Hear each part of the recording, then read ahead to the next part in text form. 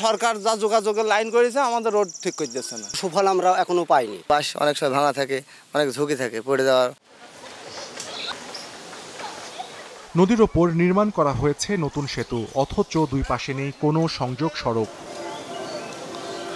চুয়াডাঙ্গা পৌর এলাকার হাটকালুগঞ্জের মাথাভাঙা নদীর ওপর 2021 সালের ফেব্রুয়ারিতে শুরু হয় 90 মিটার দীর্ঘ সেতু নির্মাণ প্রকল্পের কাজ। 2022 সালের আগস্টে শেষ হয় মূল সেতু নির্মাণ।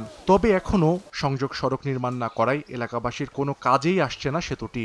নদী পার হওয়ার জন্য সেতুর অদূরে একটি বাঁশের সাঁকো তৈরি করে ঝুঁকি নিয়ে যাতায়াত করছেন স্থানীয়রা। এতে যানবাহন ও পণ্য পারাপারে সবচেয়ে বেশি ভোগান্তিতে পড়তে হচ্ছে তাদের।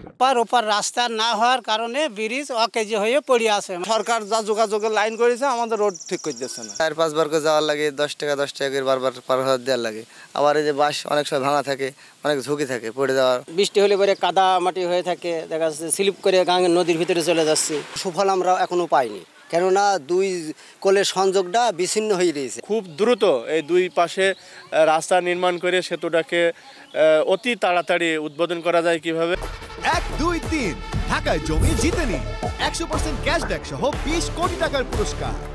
ভূমি অধিগ্রহণ জটিলতাকে দুষছে এলজিইডি। শীঘ্রই অধিগ্রহণের কাজ শেষ করে সড়ক নির্মাণের আশ্বাস সংশ্লিষ্ট কর্মকর্তার। ভূমি অধিগ্রহণের কাজটি শেষ হলে অ্যাপ্রোচ সড়কের কাজ সম্পন্ন হওয়ার পরে দুই পারের জনবসতির চলাচলের সুবিধা হবে এবং আর্থসামাজিক অর্থনৈতিক কর্মকাণ্ড বৃদ্ধি পাবে। সেতুটি নির্মাণ প্রকল্পে ব্যয় ধরা হয়েছে 6,66,68,000 টাকা।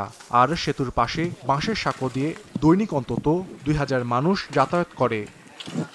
সময় সংবাদ, চুয়াডাঙ্গা।